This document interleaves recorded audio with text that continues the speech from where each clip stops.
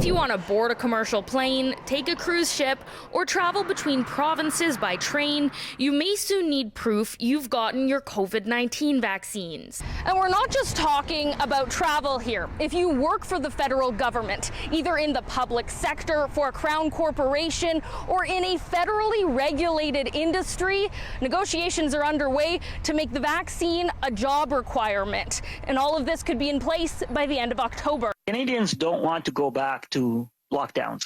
Canadians don't want to go back to travel restrictions. Federal Liberal ministers saying these new mandatory vaccine requirements essential to keep the economy open as threats of the Delta variant rise. Governments requiring vaccines to travel. We have not seen this since the advent of the Charter. This health law expert expecting legal challenges to the unprecedented move, meaning it will be up to the government to prove in court restricting how someone can travel within Canada as well as abroad is necessary for public health, and that they can reasonably accommodate those who cannot medically be vaccinated, like allowing them to show proof of a negative test, but saying it's more complicated when the government makes the rules.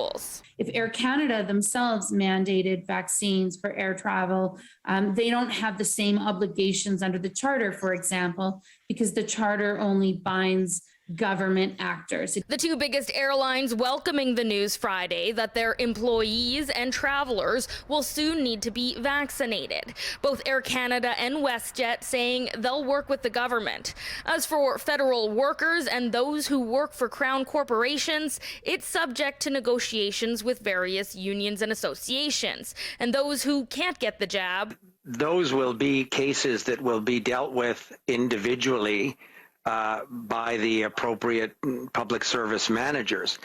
But what we're saying to the federal public service is this is now a mandatory requirement to go to work in a federal workplace. The federal Conservatives, meanwhile, in a statement to City News saying while they encourage everyone to get vaccinated, they, quote, support Canadians' right to determine their own health choices. We are in a crisis and Canadians expect reasonable measures, such as rapid testing for those who are not vaccinated, to protect Canadians, especially the most vulnerable.